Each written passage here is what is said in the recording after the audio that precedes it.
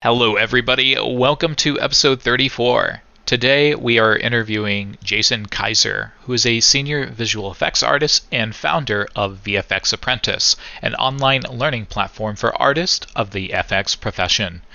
He has worked on games like League of Legends at Riot Games, TV shows like Powerpuff Girls with Cartoon Network, and is a well-known evangelist in the Flash, Unity, and Unreal community. Jason enjoys educating artists both young and old on how they can succeed in their artistic goals with talks at GDC, Gnomom, and the Academy of Arts University. I am excited to jump into this interview, so let's dive in.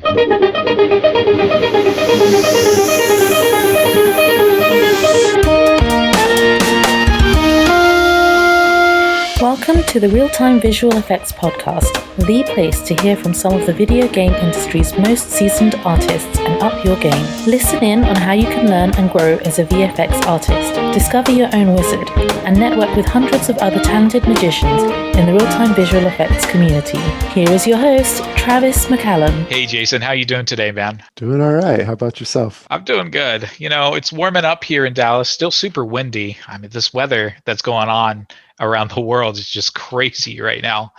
You're in Austin, right? Yeah. We're similar weather as far as I know. It's pretty pleasant. The wind always blows. It's very flat here, so we definitely have that, but it's nice and warm during the winter. That's awesome. Look, man, I know you don't need an introduction. Everybody knows Jason Kaiser. Well, maybe. I mean, Riot Games, amazing guy, the best stylized effects ever. But where's your origin story? Where's your Batman? Can you tell me how the heck did you get started in visual effects? Oh, gosh. So back in 2000, oh my gosh, when was it that I graduated high school? I graduated high school in 2002. And so, went off to Brigham Young University and found out that they had an animation program, knew that I wanted to do something with that, had no idea if effects was going to be for me, which is, as I'm finding, very true for many of us effects artists. We're kind of the misfits that didn't quite fit into any other aspect of art or computer science or however we found our way into it. But anyway, I came across the work of Ryan Woodward, and that guy had started his career as an effects artist working in film back in the day at Warner Brothers doing 2D effects and a couple other studios as well. I think he kind of bounced around a bit, but he had experience doing that stuff. I had experience animating some things frame by frame, and so he asked me to do some in-between work on one of his projects. It was the Polynesian Cultural Center's evening show. So that's in Hawaii. They have this big projection going on with like animated elements happening on top of cloth. It's pretty cool. And as I was in between those effects, I just fell in love. And from then on, the rest is history. I've just loved it ever since. I left behind all of my ambition to be a character animator or storyboard artist or film director because effects was it for me. I saw that it was clearly something I was more prone to do well versus the character stuff, which I still do some character things for fun. I enjoy it, but I don't think I'm as naturally inclined toward it as I am for effects. You've been working on a lot of effects over the years. Is there any particular project that really stands out to you that you're most proud of? Gosh, yeah, there's a lot. There's a lot that I've done, so it's hard to sort through is what I mean. I don't know that there's a lot that I'm proud of. There's fewer that I'm proud of than there are in total. You know, it was such an honor to work on League of Legends, and I'm really proud of the work I did there. For the time that I was doing it, I feel like we were really pushing the bar of what those effects could be, and it was very satisfying working on all of those characters and all those skins. But there's I think different reasons why I'm proud of different things. Some champions go through very challenging development cycles, and so when I was working on Talia with the woven stone, we had no idea what would be coming out of that.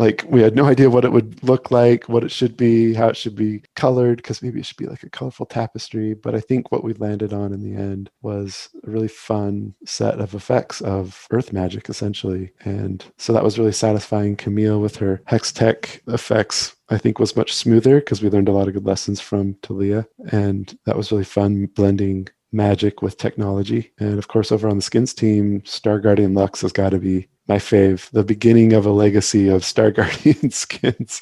That magical girl vibe is just so resonant with me. I like cute things. a lot. So that was a lot of fun to work on. With the Star Guardian, I'm just curious, when you were doing reference, where did you find your inspiration for that? Oh, just the magical girl genre in anime, of course. We watched so much of the different shows. I was waiting for you to say Sailor Moon.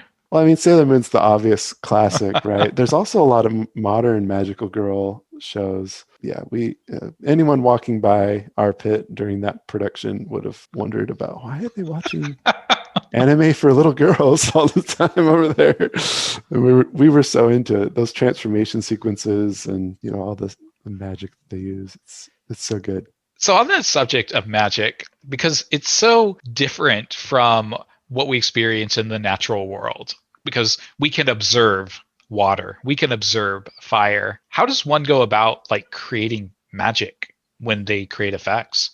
Like what's the pillar or kind of what keeps us grounded and puts us into that world? Wow. I think it really depends on the artist and the approach. I mean, I've heard a lot of different philosophies on how to take this on, like, base it on something grounded, base it on a phenomenon that you see in the real world, and then make it something magical, or blend two phenomena together and make it into something new out of that. Or even just do pure shape design and, find appealing motion and shapes and tie it into the sequence or whatever it is you're creating. I love all of the philosophies that people take on. Something that I've learned is to celebrate diversity in effects, because it is such an eclectic craft and we are such an eclectic bunch. We all care about different things. And it's funny because sometimes I'll see effects artists from totally different backgrounds, like just come into a discussion completely at odds with the other person, but then at the end of the day they just say, well, I mean, hey, if that's what you're working on, that's probably what it needs, and I respect that and you should do it that way. And so it always depends on the project. It depends on the vision and what you prefer individually. I mean, no two effects artists are ever going to make the same effect identical. Like that's just not in the cards. I kind of like that. And that's especially true for hand painted art as well. Like each person is going to hold the pen or the stylus for digital art in a different way, make different brush strokes. Yeah, that's true. I mean, it's funny because I feel like it's a bit of a cop out to your question. You're asking about how to make magic or what is an approach to make magic. And it's like asking, what's your approach to painting? It's very similar. It's like, well, I mean, are you a Rembrandt or a Van Gogh or a Picasso? Like, it's all the same tool, but it's a completely different approach and a different, not just style, but like sensibility, mindset. It's all different. And so I think effects is very similar to that. Whereas maybe some other disciplines, you can much more easily define what makes it a certain way so that everyone can do it similarly. With effects, there tends to be much more personality put into it, more personality of the effects artists in particular, which ends up being a very unique thing. Yes. Preach, brother. Preach. You got it. Can you tell me what some of the trends are that you're seeing in the VFX industry for 2021? They're getting better all the time. As a senior visual effects artist at Riot, I was intimidated. I think a lot of us are when we hit a senior level nowadays, because the young talent is building off of us and they're going much faster with it, because that's always how it goes, right? If you can learn a career's worth of information just by doing a YouTube search, suddenly now you have the advantage over that person who spent their career learning that information. And so this is really accelerating right now. Like, people are learning from each other. There's so much information sharing happening. And I think overall, the quality bar for effects is just going up and up and up. And that's exciting. And for me, also a little bit intimidating, but I try to convert that intimidation into excitement more than anything. What do you feel like the biggest challenges are for visual effects as an industry and for us as artists that we're facing right now? Let's see, some of the challenges would probably be centered around the fact that visual effects is still young. So that means that it's fairly obscure. That means that it is not totally understood by others and maybe not as supported with the infrastructure that other artistic disciplines might be. So like an example would be with character animation, they've had their set of standards since the 1950s, with like Walt Disney Animation Studios being the forerunner in establishing all of the principles of animation. And so there's been a language and a tradition handed down for 70 years for character animation. And nowadays they're applying that in 3D and with motion capture and all these other things. But at the end of the day, animation understands and follows a certain set of foundational items that you might look at as infrastructure, with the different teachers at schools and all the different art directors and supervisors. They all speak a similar language. Well, with effects, we don't have that. It's a little bit more Wild West, right? We don't have standards and consistency. I think there's pockets of that. I think certain groups, whether they be within a studio or across multiple studios, tend to share a language oftentimes, and they'll kind of gravitate towards different philosophies and embody that. But on the whole, I don't think that we are a matured craft, and I don't know that we ever will be. I don't know that we want to be, because we are a bunch of misfits that enjoy innovating. We enjoy trying new stuff and breaking out of the mold. It's such a challenge to put visual effects artists in a box, because we are a multidisciplinary Absolutely profession. Like, animation is focused on one very specific thing, animating things. But visual effects has animation as part of that, but there are other parts that make up the whole. Well, yeah, and I mean, times when animation starts breaking out of the box oftentimes involves the combination of visual effects. So like a character is, moving so fast that they start getting blurred or catching on fire or kicking up smoke, and in order to truly exaggerate beyond the baseline of character animation and what is expected, oftentimes visual effects start coming in as well. We not only enjoy pushing things beyond what's expected into the fantastical, but we're also oftentimes asked to do so by our supervisors and art directors. It's like, we need this thing to blow people's minds. We need this to surprise people and delight them. And it needs to feel like nothing they've ever seen before. And it's that spectacle that it kind of flies in the face of even the concept of foundational principles or keeping it, locked down. Now, on the other hand, there's some projects and products that definitely need to follow a certain set of guidelines to stay consistent. They have a rule book, they have guides, they have a very clear goal that they're trying to achieve with the effects, and that's more about clarity.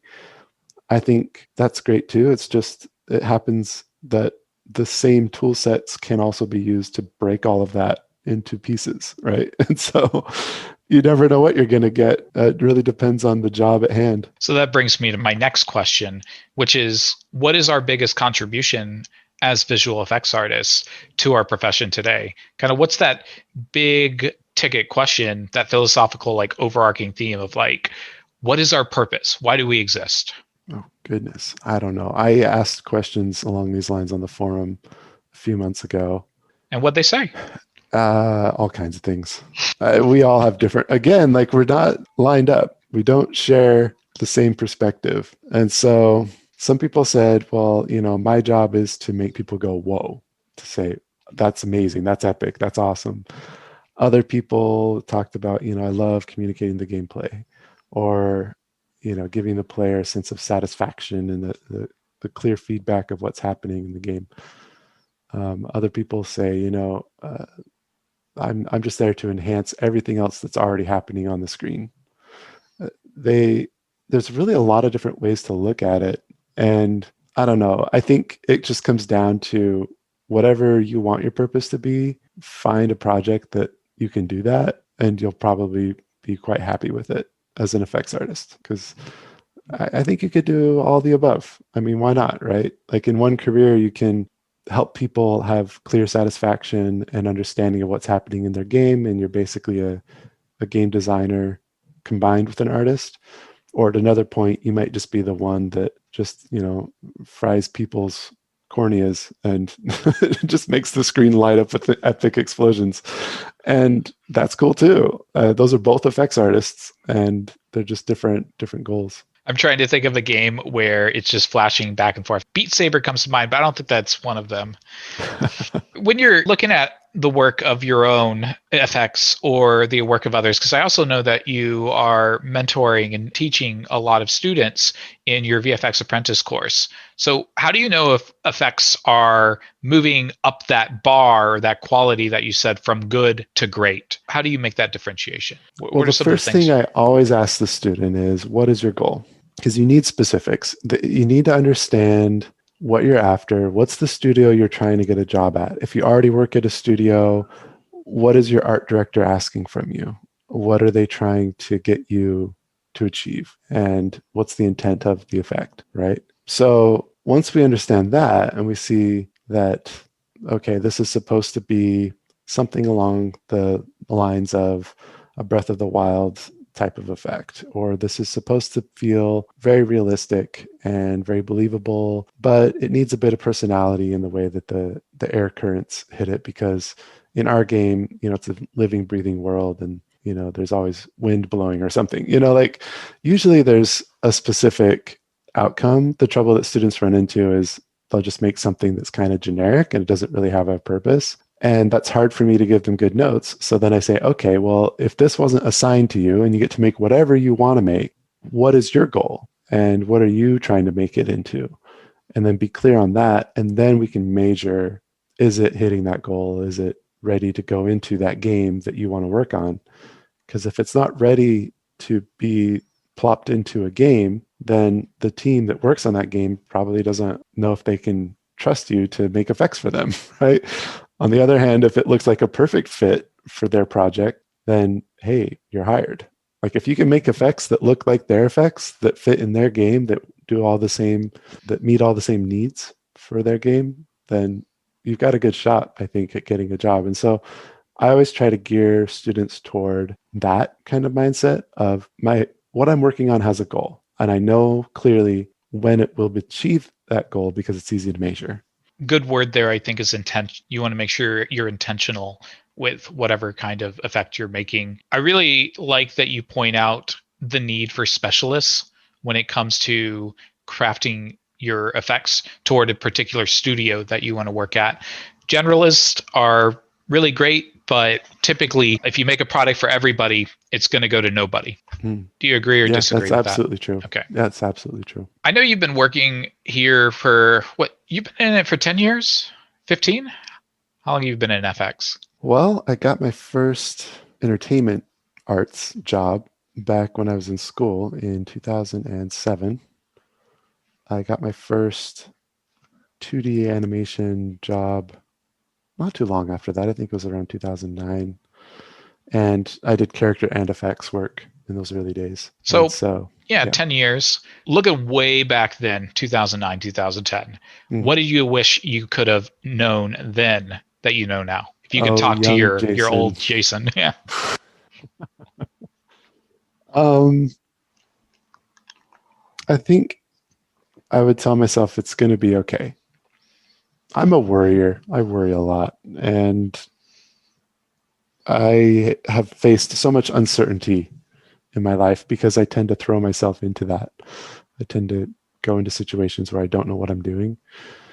And I think I would have just told myself, it's going to be okay. Just, keep going, keep working, keep guessing and making mistakes and, ramming into problems that you can't solve, because all of it is for your good and all of it is going to work out. Are there any role models? Go on. I was just going to say, maybe I needed to have that uncertainty, though. Maybe that's part of the point of life, is that we need to not have that confidence. We need to be uncertain that it's going to be okay in order to truly grow, because maybe if we knew, it wouldn't be, I don't know, there'd be no point or something. I don't know. Side tangent, I watched a show called Rick and Morty, and there's this episode where Morty, the young boy, he finds this death crystal, and whenever you're holding it, you can see how you're going to die. So he basically uses it to avoid death all his life. And he does the stupidest things. It's a really great episode, which I understand Rick and Morty's not everybody's cup of tea. It's kind of that raunchy humor, kind of like Family Guy, Simpson stuff. But I've been meaning to pick it up, actually. I really love Doctor Who. I hear it's like an offbeat Doctor Who. yeah, I would say it is in a weird, twisted way, because there's always those really big ideas or themes that make you think. Yes. And I like that kind of stuff. Yeah. That's exactly what Doctor Who does, probably in a more family-friendly approach. But Rick and Morty has got my curiosity because I'm all caught up on Doctor Who, so there's nothing more to see there. You like Jodie? She's the female doctor? I do. I think she seems to be channeling a lot of the personality of David Tennant, and I'm okay with that. I think it's a big leap switching to a female. For a lot of people, it's a big mental leap to like picture this is the same character. And so for better or worse, it seems like she's channeling a bit of his persona from the show. And I don't know, it makes it fit very quickly and very easily and doesn't feel forced.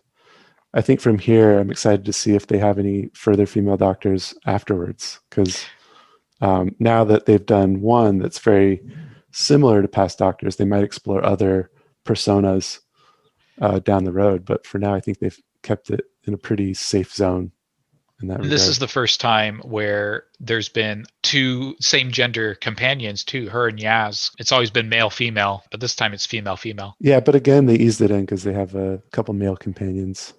Mm-hmm. Yeah, too. The grandfather and the grandson. So it's still, again, kind of familiar, kind of safe.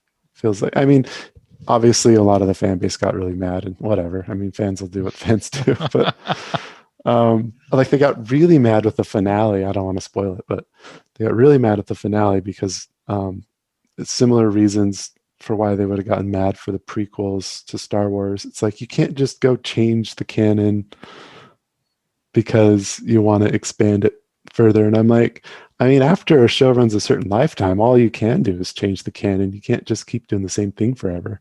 Mm-hmm. So I don't know. I'm interested to see what happens, but also the show as a whole has gotten a little old for me. So maybe I'll watch the next season. Maybe not. We'll see. I feel like they're like One Piece with over like 1,000 episodes at this point. It's pretty crazy. It's a lot. It's a lot to watch, but there's some great gems in there. And even the Jodie Foster season had some really solid episodes here and there. Again, not every episode's going to be a home run, but that's fine. That's a lot. That's a tall order to ask of a show. So, can you talk to me about some of your own role models in VFX or artists or games that have really inspired and influenced your own work? I know you had mentioned your mentor in college at Brigham. Is there anyone else that stood out to you? Yeah. So, I mean, there's so many great artists, and it's amazing that I've had the privilege of meeting some of these guys. Of course, there's Michel Gagne, who was actually Ryan's mentor. And so he's like my effects grandpa because he taught my mentor. He's incredible.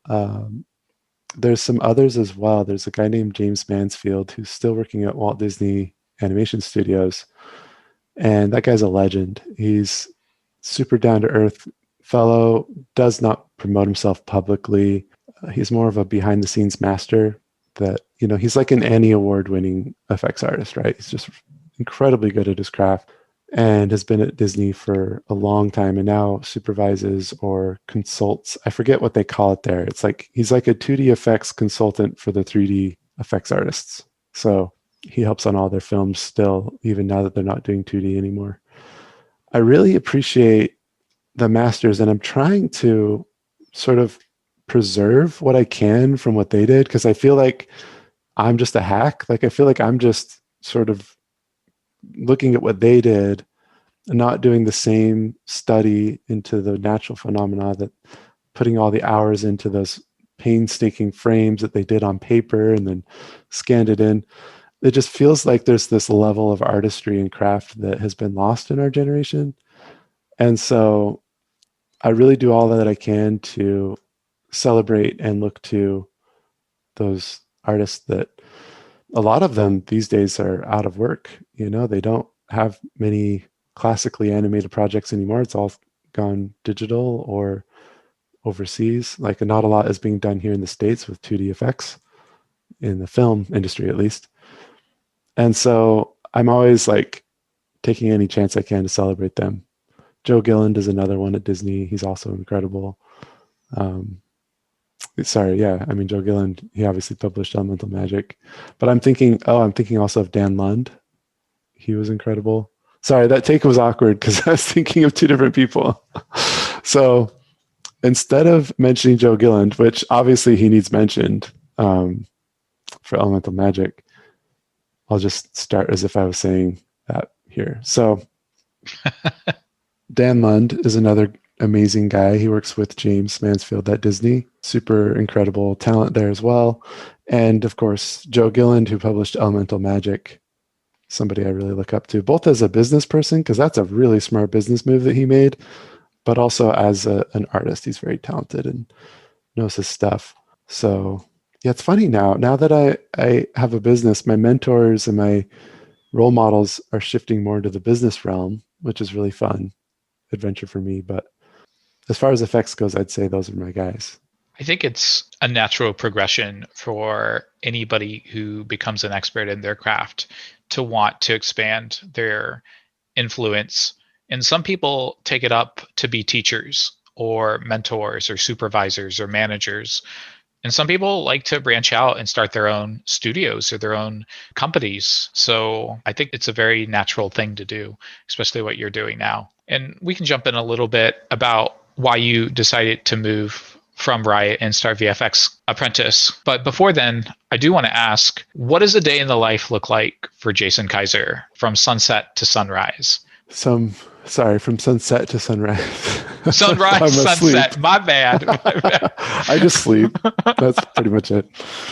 Gosh, okay. From sunrise to sunset. So regardless of when I go to bed, our 2-year-old wakes me up at 5:30 to 6, sometime in that range.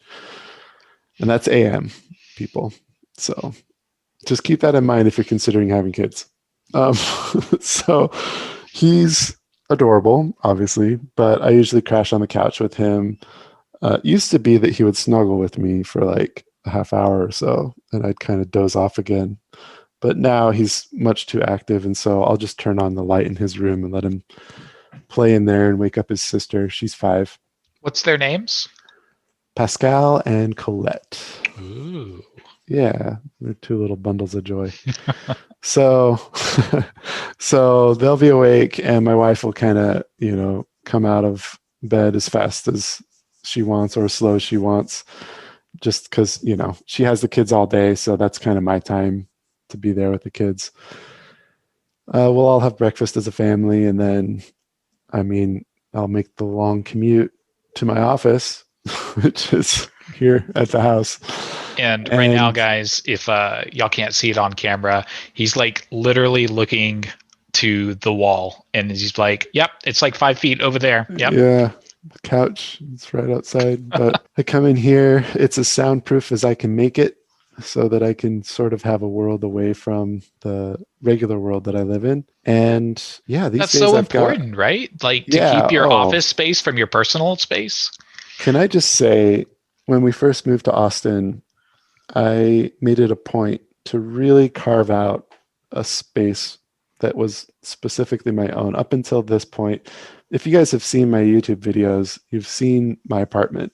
My early YouTube videos, I was in this apartment in Santa Monica, just like a mile and a half from Riot Games, so I could walk to work. It was really nice. And it was just like so tiny. I was just in the corner of the living area, and there was just a couple little bedrooms off of that, and that was it.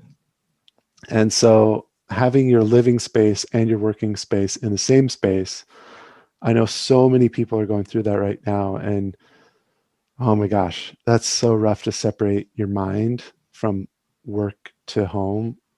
Like it just all starts merging. And so when the opportunity came up and we were at a point that we could, it was really not hard for us at all to realize we just needed to get some space. We needed to get somewhere that housing was a little more affordable, somewhere where we could have a bigger home, so that we could separate that. And that was decided before COVID hit. And I'm glad that we got clear on that and we've worked for that, because it's been a long time coming. I've been doing this for years in a shared space, and I'm so glad I stuck with it. I mean, I worked in the car on the commute. We had like an hour commute, and I didn't always drive because we carpooled. And so I'd have my laptop out on my lap in the car working on this online education stuff for effects. So, yes. So I'm very glad to say that part of my daily routine is a commute down the hallway into my office, which is a separate room, and lots of email that I try to put off. I kind of, on a good day, I don't answer email in the morning because that's when I'm the most creative. On a good day, what I'll do is I'll sit down and I'll plan out aspects of the business that need my attention, strategic moves, or developments that we need to make, or a lesson that I need to work on.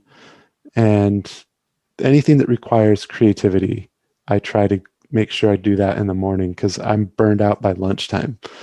Honestly, after lunch, that's a great time for me to answer emails, for me to hold meetings, and to do any kind of admin sort of tasks, like updating data, tracking stuff, checking stuff, all that kind of thing will be in the afternoon.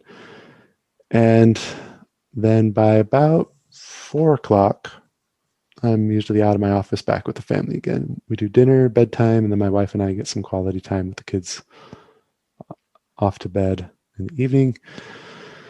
And then we do it all over. Sometimes we do date night, so that's always fun. We make sure we do that once a week. That's been important for us.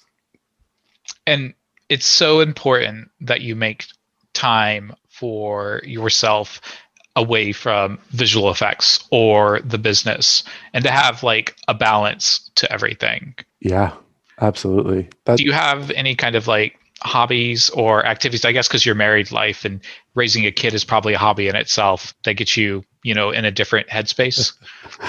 Yeah, no, raising kids is definitely not qualified as a hobby for me. That is a second full-time job. I mean, I love my kids and it's fun to do things with them. But they have a tendency at their age to make anything I do harder, not more pleasant. So it's harder, not like I hate doing it, but it is actually requiring mental focus from me. Whereas I view hobbies as things that give me mental energy. Because when I'm doing something with my kids, I kind of have to teach them how to do it or help them do it too. So we'll be doing Legos and I'll be excited to, build whatever I want to build. I love Lego as a hobby and it's fun. It's great now that my daughter's older. She doesn't destroy things, but she does need help learning how to make things, or, she'll be looking for a lot of validation because that's what 5-year-olds do. Like, what about this? What about this? So it breaks my concentration and, it becomes a different kind of enjoyment. But as far as hobbies go, I love cycling.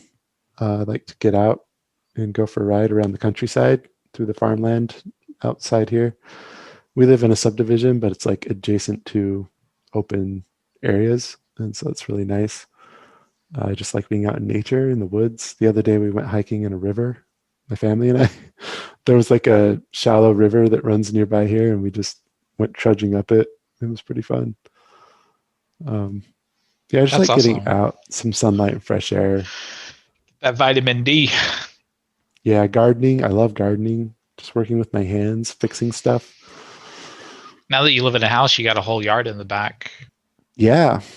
Yeah, we're renting, but the landlord lets us kind of do our own thing, customize it, in certain ways, to an extent. So that's all really fun. Jason, you've launched a wildly successful presence as an FX artist in the games industry. Some might even call it a household name among artists.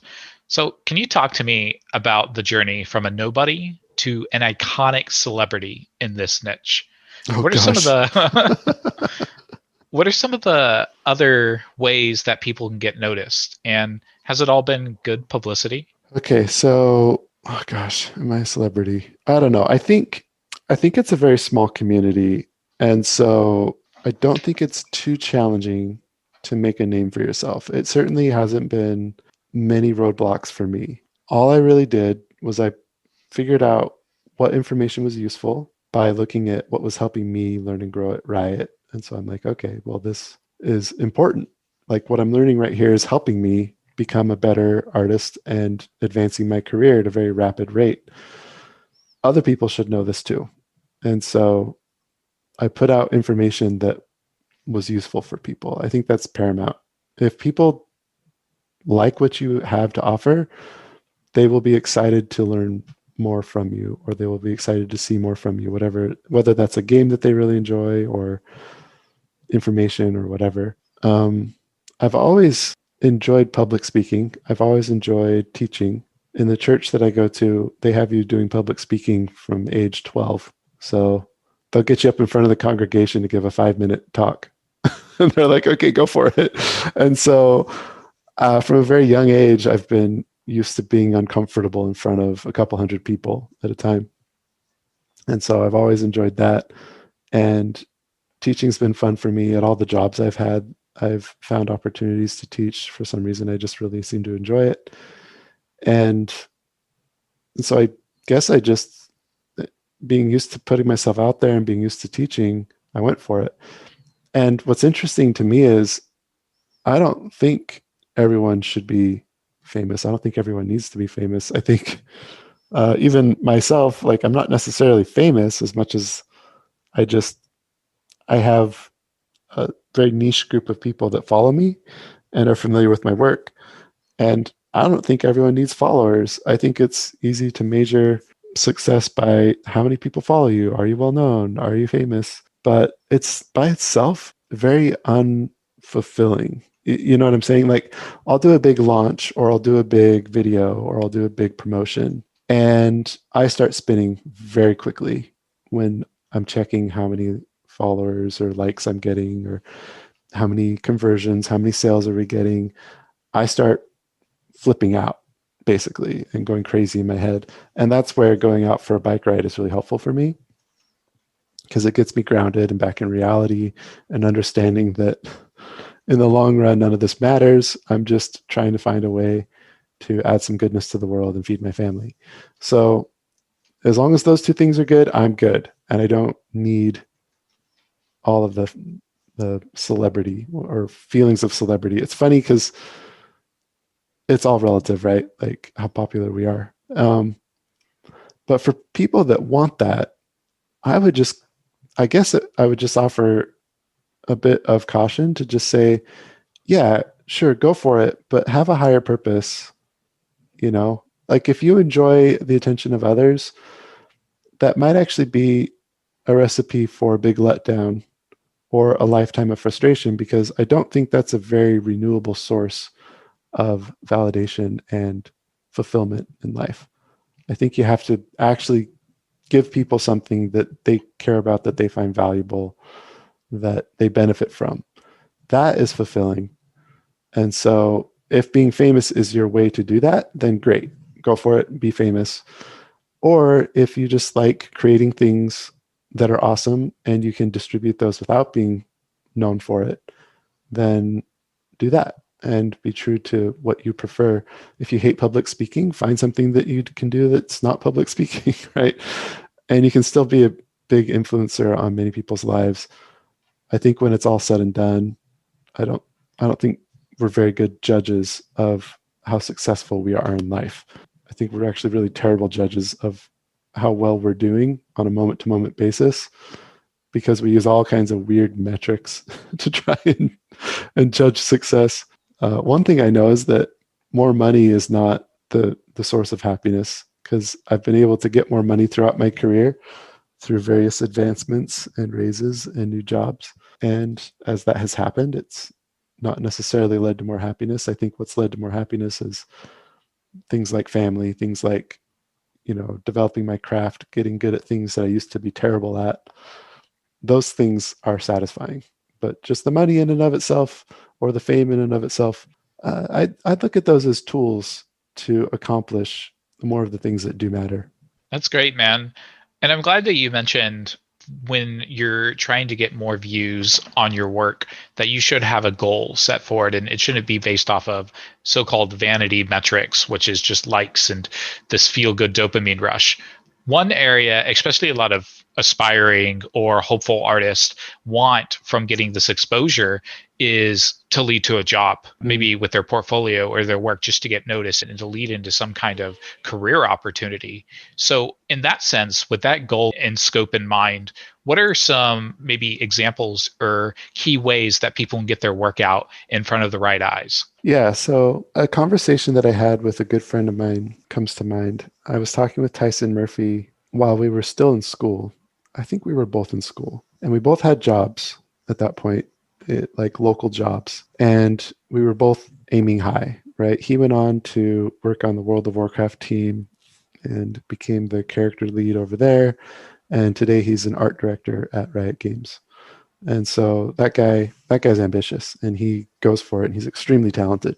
If you're not familiar with his work, highly recommend looking him up. He's a cool dude.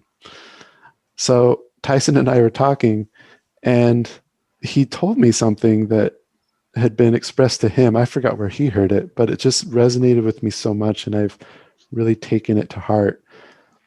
And I'm going to butcher it, so I'm not going to even try to exactly quote what he said. But I was talking to him about reaching for that thing and trying to get it, trying to get there to that job over there. And he's like, you're doing it now. Just do it now. Whatever it is that you want to do over there at that place with that prestige or that pay grade or that awesome project, do that now, and you can be happy now doing that work. You can have that job today. You don't need to wait until you walk through the doors of that studio. And with that mindset, the work becomes much more enjoyable. It becomes a lot more, how do I say this, hopeful and encouraging, because you're already doing the thing that you were craving so much. Or you might find that you don't like the work. You might find that it's not enjoyable for you, that you wanted the job because you wanted the title, but you don't actually enjoy the work that goes into the job. And so you'll really never be a good fit at that studio. Even if you got the work over there, you would still be just as unhappy as you are now. And so my advice to students is, hey, just assume that whatever you're working on today has to ship as a part of your favorite game tomorrow. And just make it for that game. And if you make work that looks like it belongs in a game, and that's your singular goal, so all of your effort that goes into it, I mean, effects is so small, it's so niche of a community, it's not going to be hard to get your demo reel in front of the eyes that need to see it. That's not the hard part. Getting it noticed is easy. Now, getting people excited about it to say, wow, this person really knows it, that's the hard part. That's the thing that takes work. And that work looks like you just consistently going at it on a daily basis, as if you already had the job, right? You need to just do the job now, and you will get the job later. I like how it really touches on this idea of like intrinsic value in the work itself and not necessarily extrinsic or the rewards that come from the result of the work. So if you're enjoying the work itself, then it's a natural fit. But if the work is just a means to an end, then maybe it's not the best place to be for you. Maybe there's another type of work that you were destined to do. Yes, exactly. It's a good way of putting it. I mean, and I'll be honest, like I haven't always enjoyed my work. I've ran into many aspects of my job over the years that I didn't like, or maybe I just had a bad day and I wasn't in the mood, or maybe I had a bad month or a couple of months where I was burned out and I was just done with it and I was more or less sick of it. And I think at times like that, it's tricky, especially, if you are working at a job that you don't entirely enjoy, or maybe you don't have a job at all and you're frustrated by that.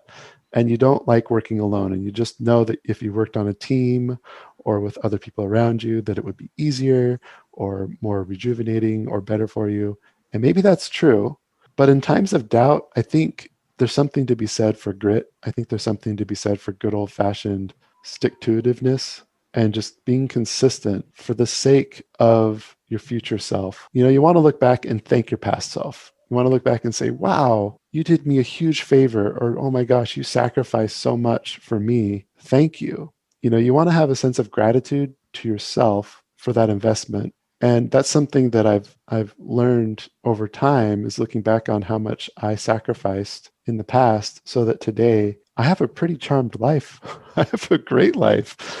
But the only reason I have it, or not the only reason, but one of the big contributors to the life I have today, it's old me. It's like, well, I guess young me, younger me, who worked his tail off with uncertainty and, not making much money at all and not living in the best of circumstances at all, and just sticking with it. I don't think people realize how much work it takes, but that's just the reality of anything that's worthwhile, right? It takes all this effort. Yeah, I was just talking with somebody the other day, and they say on average, if they sit through a 3-hour tutorial for learning how an effect is done, that one tutorial they may spend 20 hours on rewatching the tutorial and trying to spin it with their own original concept. So just visual effects or learning a skill or learning some kind of technique takes thousands upon thousands of hours. It's a marathon, not a sprint, right?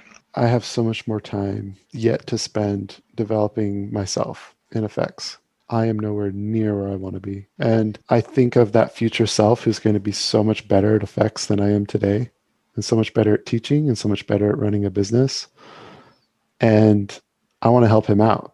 I want to do things today that are going to make him so happy and so at peace and fulfilled with life, and have so many more options open to him. I mean, the opportunity for us as effects artists is just insane right now. Like, you talk about hitting a market at a good point in time where there's good opportunity to achieve whatever you want to. Like, today's the day, people. Like, this is a great time to be an effects artist. You get recruiters coming to you all the time asking if you want to come work at their studio.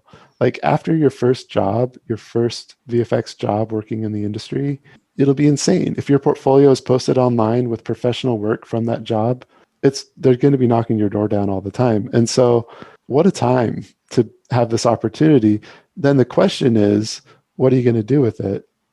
Are you going to be happy with the job you have, which maybe that's awesome. I actually admire people that are able to be content in their current circumstance. I'm not that way. I always need to be pushed further. I need to always push myself further, rather. Or are you going to go for the big time? Are you going to try to be at the top of your game and try to innovate and push things at the cutting edge of technology and style? And I don't know, I guess you could do either one, but the opportunity to do the latter, if you want to do that as a concept artist or as a character animator, right? You've got some serious competition in your way. You've got some people, you've got some amazingly talented and skilled people, and we do too, for sure, but they just have more of them. They just have the sheer number of people that are into character animation and concept art and, all these other kinds of things. Storyboarding is another one. Even 3D character modeling to an extent. Like, those industries, those disciplines are flooded with amazing talent.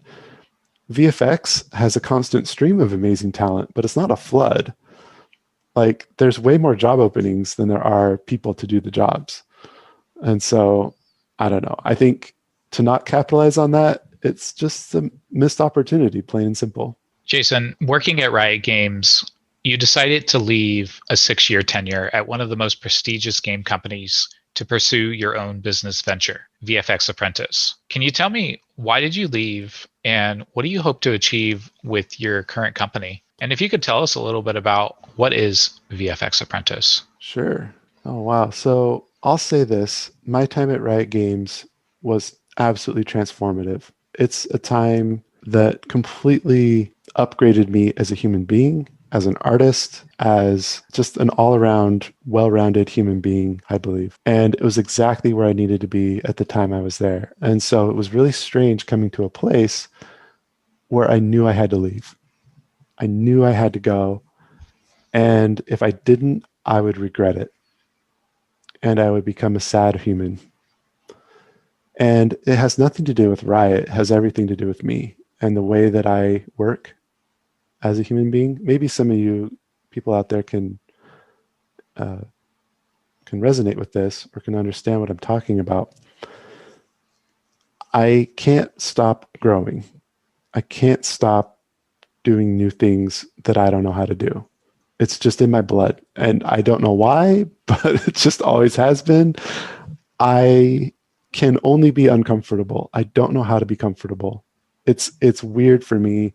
If I get comfortable for too long, it's almost like I have spiritual ADD or emotion or something like deep in me that's like, nope, this is bad. Nope, can't stay here. Got to move on.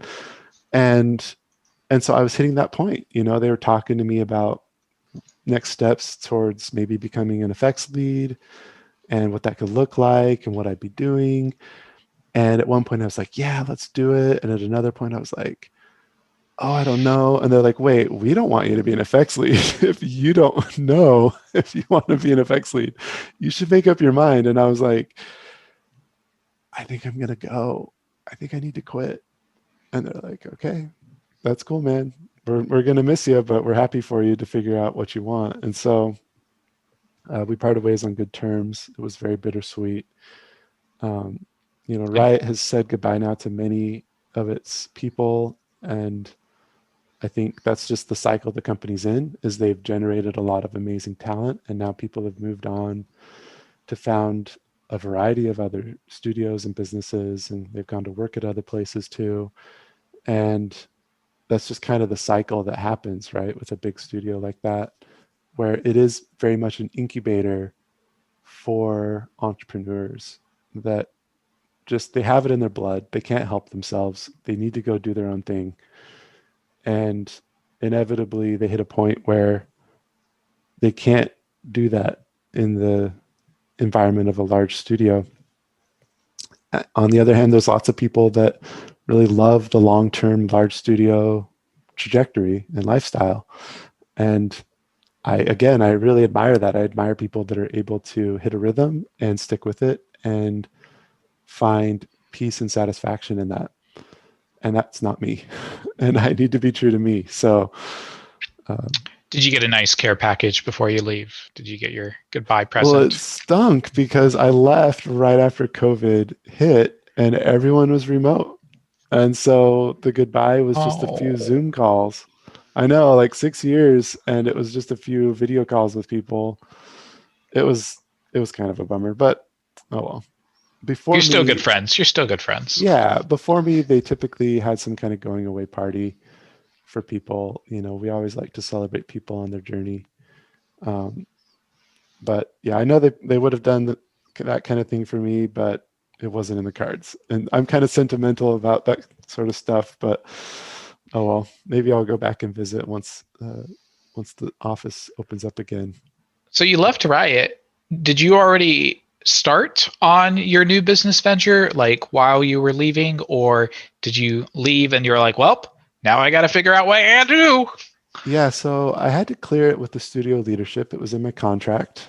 Riot Games is actually very smart about independent projects because they saw how what I was doing was benefiting their PR as well. Because now it's funny, thanks to my work and a lot of my colleagues who have also been posting their work, like, Shannon Burke, now Shannon McSheehan, and Nate Lane, and of course Kevin Leroy, and others. Like almost all of the effects artists at Riot now post their work online. Riot has really good brand as an effects studio. And so it was really fun kind of like getting the internal culture of VFX to become an external thing that lots of people got to participate in and see. And so, yes, I definitely was endeavoring on all of these efforts while there. I tried my first attempt at doing a paid service with Patreon. That was oh gosh, 2 or 3 years Oh ago. yeah, I remember that. Yeah, I did a Patreon to figure out, is there a market for this? Will people actually pay money to talk with me about effects? And that was the first time that I made any money. I think for a while I had commercials on my YouTube videos because I'm like, oh, I'm going to make money on YouTube. Public service announcement. It is very hard to make money on YouTube. You need a lot of views, and I didn't have enough views. I still don't have enough views, so I still don't have commercials on my videos. I might someday put commercials on them. Like maybe if I do another animated short, I might do that because those tend to get a couple million views, and then you get a couple $1,000 or something, right? Like that's awesome. Even though you spend way more time than a couple $1,000 producing a short film. Well, I'll But tell that's you, beside the point. comparatively to other streaming services like Twitch.tv, YouTube is the premier place for that. So Or as far as being able to make money off of it. monetizing off of ads, yeah. Because the viewer base is just much larger. Like people that may not even be VFX related viewers may end up on your page for some obscure reason. And you could probably make a couple $100 a year off of YouTube at the rate that I'm going. I could probably make a couple hundred, whatever. But it's not a primary source of income. Yeah. I mean, that's great, but I'm like, I hate commercials on YouTube on a personal level. And so I'm like, I don't want to do that to people. Mm-hmm. There are some commercials on some of my videos. I do apologize because we're using licensed music. And so the licensor of the music is able to put commercials on my videos. It's just the way that YouTube works. So I apologize for anyone getting any commercials on my videos. It wasn't me. Things I learned. Yeah. So anyway, where was I? Oh yeah, attempts to make money while at Riot. So then after that, I was like, okay, this is great, but with a Patreon thing, I couldn't really scale it to get more students in. I had to charge a lot of money just to make it worth any amount of my time because it was so one-on-one, it was so custom. And I was like, I want something that I can sell to a lot of people, that a lot of people can benefit from, and it doesn't cost them a lot of money, and it can be an adequate replacement for college. And so that's when I started work on the first VFX Apprentice class 2 years ago from today. I guess we're talking in February. And so, yeah, it would have been February of 2019 is when I started work on it, and it shipped in, when did it ship? In September of 2019, I believe, is when the class went live, Booms and Blasts. And that was a great experience. I loved doing it. I used some of my time off at Riot to be able to finish it up. At the time, we had just had a kid, and so, or we adopted our second kid rather, and so I had some paternity leave. Pascal, a lot right? of that time. What's that? Pascal? Oh yeah, that's Pascal. Yeah, he was a new baby, and so split my time, giving my wife support and also working on the class. And once it was clear that it was making enough to support us as a family, I put a notice at Riot and made the call and said, okay, this is what I need to do. This is the next big unknown scary adventure. And we were out of there. And what's great now is that we still tend to funnel students towards Riot Games and other studios that have similar sensibilities. We had one of our students get an internship at Riot. That was really exciting. And so I don't think they're too upset. Maybe they're kind of bummed that I left, but I'm going to do all I can to send artists back their way. And hopefully in the long run, it benefits everyone, not just Riot, but every studio, because I'm trying to really make a difference there. Awesome, man. Now, I know that you have not always been in games. In fact, you actually started with cartoons. I was wondering if you could talk a little bit about the olden days, like when you were working on Powerpuff Girls. And how would you compare making FX for video games versus just cartoon animations? And not only the effects themselves, but also, is there a difference with how companies are structured or work processes or pipelines? I just wonder if you could just talk a little bit about that. Oh yeah. So my experience in film is actually pretty limited, and the timeline is a little wonky. because I did a student film, right? I didn't do a student video game, but then one of my first stable jobs, well, I guess my actual first stable job that had medical benefits. Let's say like a medical benefits type of job. Not the Not, hourly waiting tables yeah, rate. not just that kind of thing. Um, so that was a video game job. And Powerpuff Girls was actually just a brief stint that I did while I was working in games. So my experience with television is fairly limited. I also worked on a Netflix show called Arlo. It's Arlo the Alligator Boy. I think that's coming out here soon. And yes, pipelines are very different from studio to studio from what I've observed. And within game studios too. So, gosh, what was the question? How is it different from film to video games? Yeah, I guess to start with, just the act of making an FX. If we were to take a simple effect like, let's say, an explosion, if you made it in a TV show versus a game, how would that Yeah. be different? Well, in a show, you're going to have a very specific set of parameters, right? Like it needs to be in this area of the screen. Maybe somebody already blocked out where the explosion goes for you, whether the storyboard artist or the effects supervisor, kind of indicating, okay, we need this explosion here, use these other explosions as reference so that it's on style and go, right? And so that's a much different way of working as opposed to in a game, it's like, well, we need it to fill this radius, but it's a little more open-ended and it needs to spawn from here. It needs to be very fast moving or slow moving. I think generally speaking in games, from my experience, you have a bit more leeway. You have a bit more flexibility on how you put your own spin on it. Whereas in television, all those things I said about people kind of being their own snowflake and their own unique individual approach, I think that's less true in TV. Although oftentimes, if you look closely, you can tell which artist did a certain effect because different artists have different styles. And so they do feel a little bit different, but in games, I think they're much different, much more different.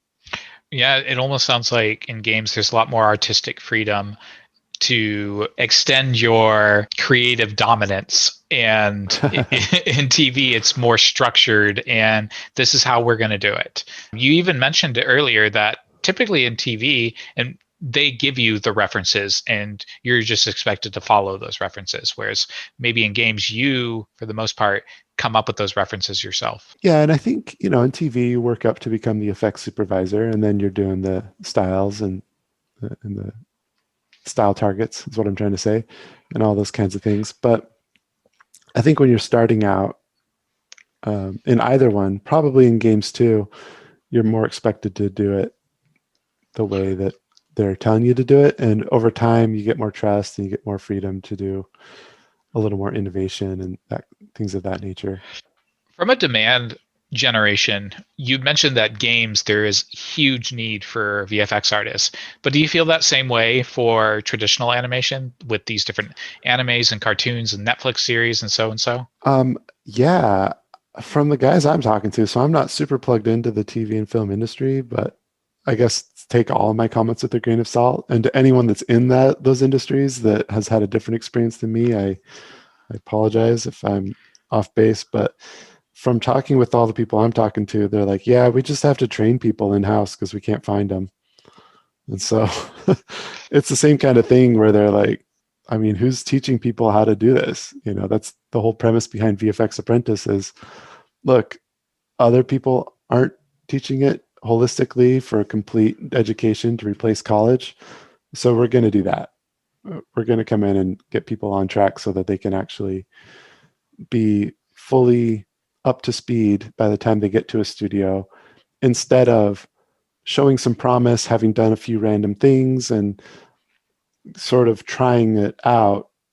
They are worth a gamble to a studio to then do all the training in-house. We want people that actually already know it by the time they're starting their job.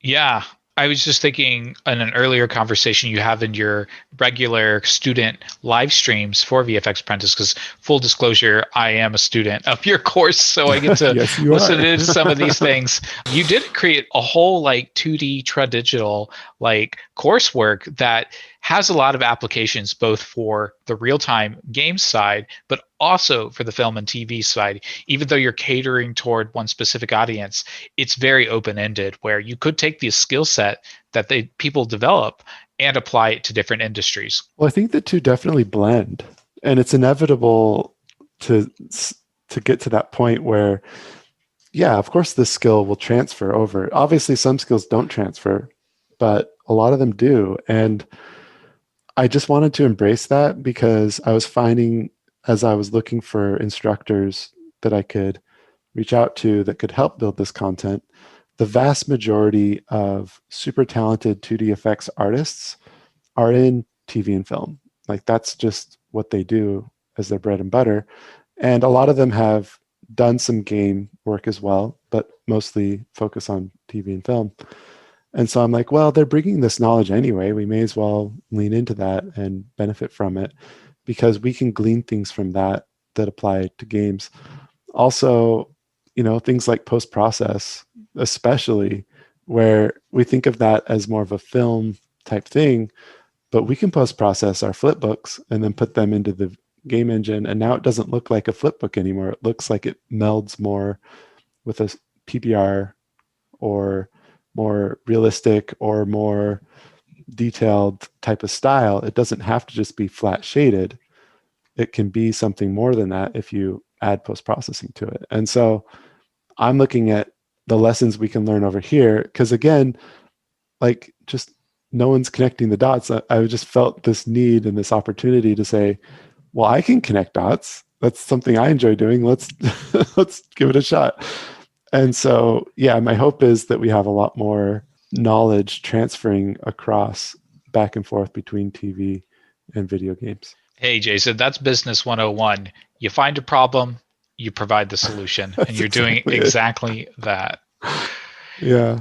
Hey, so you've attended Brigham Young University. I know you mentioned you got your BFA in animation. Can you just tell me a little bit about what was some of the highlights and the lowlights of higher ed, and was it worth the money? So I was lucky because Brigham Young University is heavily subsidized by the Church of Jesus Christ of Latter-day Saints. So it is affordable compared to art school. It's actually much cheaper. So I want to preface it by saying that as far as value, yes, absolutely, I got my value out of it because it wasn't that expensive.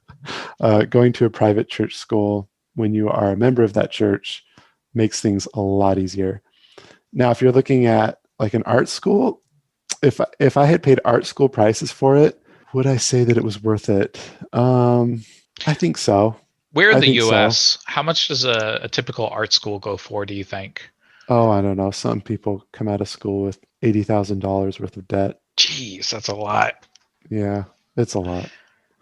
Um, So then if I were a VFX artist, I'd be like making $80,000 a year, which I don't think anybody gets paid that much.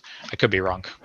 no, I think if you live in California, you could probably make that much pretty early on in your career. Maybe not in your first year, depends on the studio. But then you're living in California, and so you don't get to keep any of that money because it's so expensive to live in California. So you're going to stay in debt for a long time. And for me, it's easy for me to say, sure, it was worth it because I was able to pay off my student debt, I think just like a couple of years after graduating, because we bought our house right when I graduated. And then that was at the bottom of the housing market crash. And then we sold it and moved to California after it had gone up in value for a couple of years, and we just used the money to pay off our debt. So I lucked out with the timing. I recognize that that is a very privileged situation that I was in that not everyone has. So I would say be careful before you go to art school and spend a lot of money, or even just a university or even a community college, because they can be very expensive. You need to be very aware of the value that you're getting. So to that end, I would say the big values I got out of college would be the networking. So the network that I gained in college, I've used and benefited from my entire career. I think, though, it has not been well, it's hard to say how critical it's been to my success. I think at the end of the day, the most critical factor in my success is just my ability to consistently get work done, to just put myself on the hook, say I'm going to do something, and then do it, and complete projects. I need to keep completing projects or I don't move forward. And so school helps with that, and the network helps with that. But you might be the kind of person that doesn't need structure or mentors or people to help you get work done. And so if you're that kind of person, school is absolutely a waste of money, and you can do it all with online solutions or alternatives. And if you are the kind of person that needs a physical location to go to do work, you need people around you to support you and, mentor you and all that, then probably you don't have any option but to go to school, right? Like you probably just have to go. Otherwise, you're never going to even become an artist. In the US, school is ridiculously expensive. I hear that overseas, depending on where you go, it can be a variety of situations. In Europe, a lot of school is paid for. In South America, it could be a challenge. Southeast Asia, it can be a challenge. So depending on where these listeners are coming from, just keep that in mind. Like, what are your options, and realistically, what are you going to get from it? I think nowadays, I would just go online if you can do it. Like, if you can figure out a way to get work done at home on your computer, then do it. If it involves throwing out your gaming system, if it involves, deleting your account or giving your Steam password to someone that you trust to not give it back to you, like whatever it takes, you need to get the work done. I don't tell a lot of people this, but I actually took 3 years sober from video games, like 3 years where I did not touch a video game because I was literally failing one of my classes in school. It was an early morning class, and I was up late playing games, and I wasn't making it to my class. And so I just was failing it. And I'm like, I never thought in a million years I would flunk out of my dream, that I just wouldn't do it. Right. And so I said, forget this. And at the time, it was pretty straightforward. I could do an uninstall, and I handed off the passwords that I needed so that I couldn't get back in. And I just removed the temptation basically completely from my life, and went through with the withdrawals, which you do. I ended that term with a F on that class. I went through academic probation with the university, and I came back swinging. Because by that point, I was working my tail off. I was like, I'm not going to lose my dream. So I did that all within the system of a university. But you can imagine for yourself, if you're doing all of this from home without a university or an art school, what is the equivalent of that moment for you where you're saying, oh no, I'm not going to flunk out of my dream. I'm not going to throw this away. I'm going to do whatever it takes. And just do that. Like, do what it takes, or you just won't get your dream. That's just how this life goes. I think a lot of people, myself included, have run into that situation where there's something in our lives, video games as an example, that consumes our time, and we get that dopamine rush, and we get addicted to it, and we know it's not good for us, but we keep doing it anyway. So thank you for sharing that and helping some of us understand the root causes of things that may be holding us back. Well, I mean, if we're going into root causes, I honestly feel like compulsive gaming or whatever is actually a symptom of something deeper. So, but there's like, I love the topic of mindfulness and just like self-awareness and diving deep into why we do what we do. I love having a coach and a mentor at every stage of life. I have them now, and they help me through these personal issues. I got to manage things between my 2 ears before I try to manage my business. Mm-hmm. And that goes for all of us. That would be the thing I would say is like getting to the root of your issues is a pursuit worth pursuing, because it really unlocks you as a human being to achieve your greater potential. I don't want to say your full potential, because who knows what that is, but I think there's a lot to do there. But that at the end of the day, all the stuff you learn is useless if you don't get work done, if you don't do stuff. Yeah. Whatever that stuff is, you need to do it or you're not going to get where you want to go. And so I say it's great to listen to the podcasts or the books. You listen to a podcast now and that's great, but it needs to drive you to do something. Like if you don't do something after the video or the book or the podcast, then what are you doing? Like, why are you listening to it? So many times I have turned off a YouTube video halfway through, like a motivational YouTube video, and like, yeah, I get the point. All right, I'm feeling motivated to get something done. I've got what I'm going to turn it off. And some people might turn off the podcast now to go do that. And that's great. I actually think that's a success. If we've inspired someone to go do work, then I think that's a really good thing. Jason is hearkening here. This podcast, again, guys, is here to inspire you to take action. So do something and make magic, make effects, make amazing art, and share it with us. We want to hear it. We want to learn about it. And you know where to reach me. You know about the RT VFX community. And we'll have Jason's contact information available so you can tweet him. You can push a LinkedIn message out or whatever way Jason likes to be talked to. I don't know how Jason likes to be I like to be talked to in a nice way. Yes. Like any other human. Before we get into the lightning round questions, I know we've been going for a little bit. I just got one last question I want to go through with you. I know that you have attended a couple conferences as a speaker and attendee. You've already mentioned that you have this natural affinity for public speaking. What are some of the benefits of going to conferences? And what would you say to people that are interested in going but may not have the money? Conferences are fun, depending on the conference you go to. So I would say, first off, make sure if you're going to spend the cash to go to a conference, have a very clear purpose for going. Don't assume that just because you go, good things are going to happen. Like you need to understand who you want to go speak to, what it is that you're trying to get inspired by, so that you can accomplish, again, so that you can do a thing. Like what are you working on right now that needs inspiration? Or what are you working on that needs people's eyes on it? Because conferences are a good place to get people's attention or studio's attention. But for me, the most valuable conference would be GDC, the Game Developers Conference. And now there are GDCs around the world. There's like GDC in New Zealand. There's a GDC in India. There's probably others that I'm not thinking of. And so you can go to a local convention, which is going to be much more affordable for you. That's a great place to just get new ideas that you didn't have before. Now, as far as if you're strapped for cash, obviously that's a very personal decision of like what you can afford and whatnot.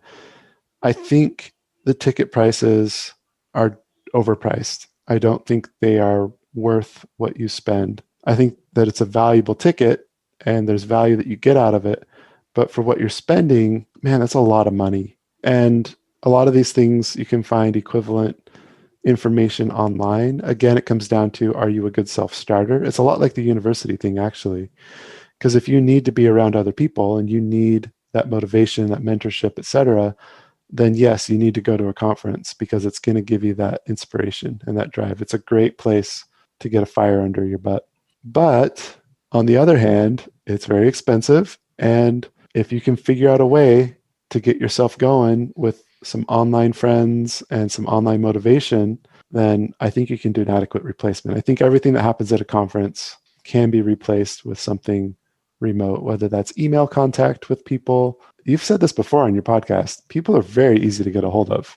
Like you can find all the people who have spoken at GDC and just say hi in an email. Like you don't have to go to the conference to meet them, right?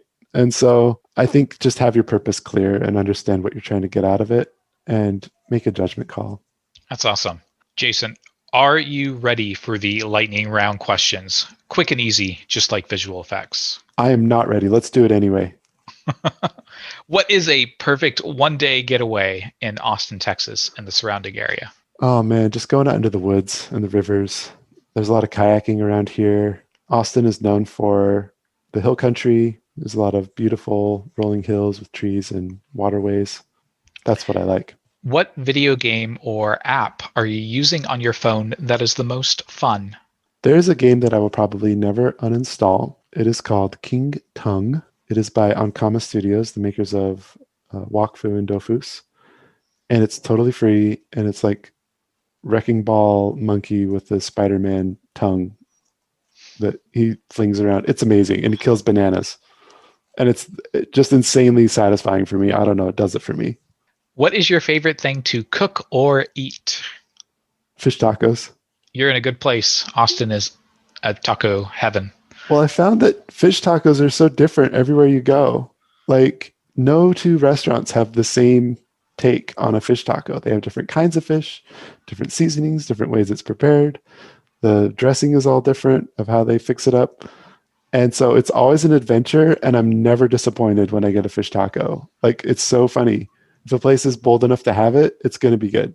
What is your favorite book or podcast you've read or listened to recently? I'm currently reading a book called The Easy Way to Mindfulness by Alan Carr, and it's got some great insights that I'm really enjoying. What is your favorite video game visual effect that you're jealous of that isn't your own? Well, I'm always interested when I see something in a Final Fantasy game. So like looking at the Final Fantasy 15 effects, there's just these massive summons that they do. And I'm just like, man, I wonder what it was like. Maybe I shouldn't be jealous. Maybe it was terrible working on it, but it looks like a lot of love and care goes into these, and they're so holistic. They have the character animation, they have the environment pieces swirling around in some cases, and the materials on everything, and the particles flying everywhere. And I'm just amazed that people can, have the fortitude to make that come to life in the beautiful way that it does. I think compositionally, it just all comes together in one grand, epic crescendo. And I mean, props to them for doing that. I think any game that does that, really, a lot of these really cutting edge games these days have these cinematic moments that are just massive. And I'm like, holy cow, that's insane. So yeah, I love that stuff. Best advice for a first-time visual effects artist or people looking to get into the industry? Do the work, put yourself on the hook, say you're going to do it, and then find a way so that you can't fail, that you actually accomplish the work. And when I say fail, I mean fail to do the work. That's the only real failure. What are you most excited about for the future of VFX? Oh, I don't know, man. The future's wide open. It's going to be amazing, whatever it is. I'm just excited to see all the direction that this is going in. I'm mostly excited to just see more people doing it. Honestly, there's not enough of us. We're trying to push it forward, but I'm really excited and hoping that more people join the journey with us to push this craft into its next era of awesomeness. What question do you never get asked, which you wish you were asked more often? I think the question would be something along the lines of, is it worth it? Is it worth it being an artist, putting your heart and soul into this? Or maybe even a better question would be, why do you do it? Why is it worth it to you? Because it's a very illuminating thing. And I wish I got asked it more, and I wish other artists get asked it more, because we need to have deeper reasons to do the work we do, or we won't do the work. And we need to dive into ourselves to understand what's going on in order to get it done. So I'm always big on introspection, and I wish that students would more often have the wisdom to be introspective, to understand what makes them tick and what's going to make them happy. So Jason, why do you do it? There you go. I want to know, what keeps you going?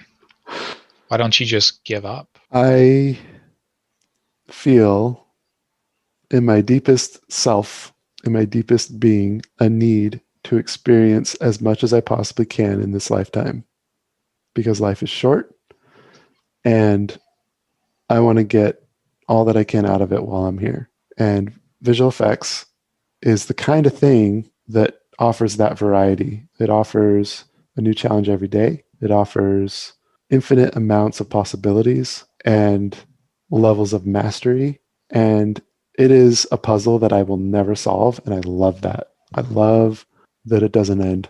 I need a career. I need activities that always keep me on my toes because I've already lived a couple of lifetimes in this lifetime, if that makes sense. I've been a teenager.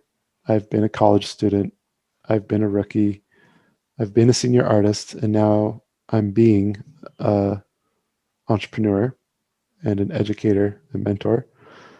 And I don't want to ever sit in one thing for too long because to me, that's wasteful. I think for me, it's a better use of a lifetime to add more to the world. Now, that's my philosophy, and that's very unique to Jason, probably. A lot of people would say, well, I mean, or you could just learn to be at peace. And so I think it's a fair question that everybody deep inside needs to ask themselves. Why? Why am I put on this earth? And that's very existential. I get it. But we all have to question at some point in time why we do what we do. Yeah, I mean, whatever comes next, or if nothing comes next, clearly this is important. It's precious. And I want to make use of it because it's been a gift to me. And I'm very grateful to be alive. I'm very grateful for every opportunity that I have. And if I don't use it, I feel ungrateful. And that cracks me inside. It's like a deep value that I hold, that if I don't use what I have, then that's wasteful and not virtuous and not who I am. So just try to make use of what I have to do what I can to add goodness into the world. And it keeps me going, keeps me happy, keeps me excited. So, and that's true with my career, but it's also true with my personal life. So it's really why I do everything, not just effects, but why I've chosen all the things that I've chosen. Are there any final thoughts or things you want to plug? People you want to promote, projects, services, games, anything come to mind?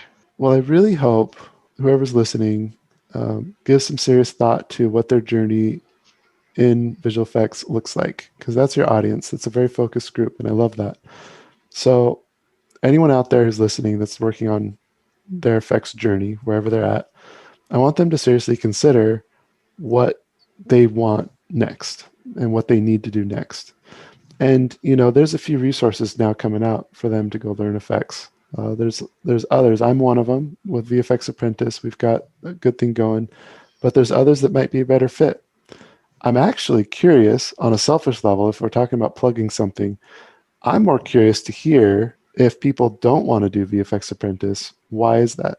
Or what is it that we could offer that they would become interested in? And is there some way for us to do that?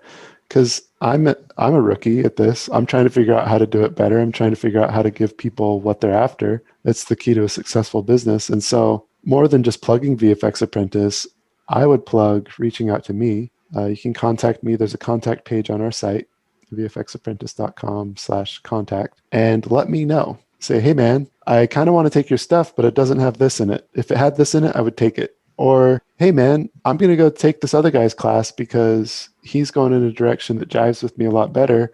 Maybe in the future you could build something that's similar to that, right?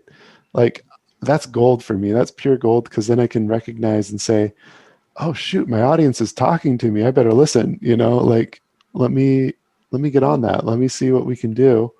Maybe we can pivot to accommodate. Maybe it'll take us some time to pivot, or maybe we'll never pivot, but I'll let you know because obviously we can't be everything to everyone, but I'm always curious to just see what people are doing, what VFX is doing. And so that would be my plug, would be a request. And you guys can take it or not.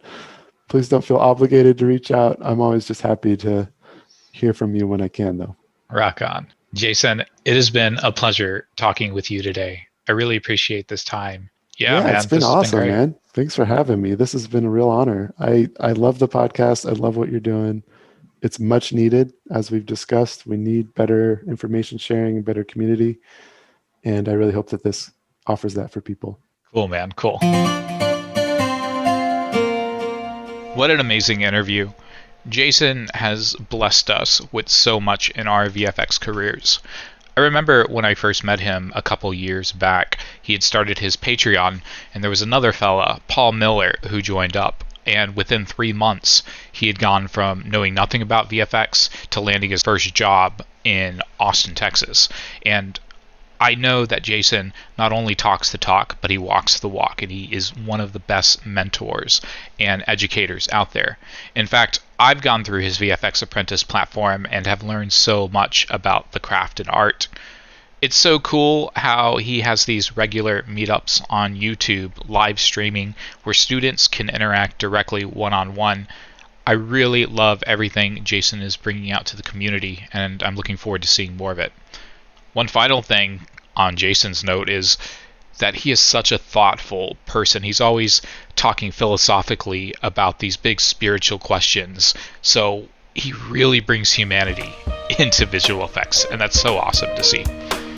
Guys, I definitely want to encourage you to reach out to our guest and connect with them, because they want to hear your feedback and learn how they can improve on their own art. It's a two-way street, right? Okay, guys, y'all have a great rest of the week, and I'll see you next time. Rock on.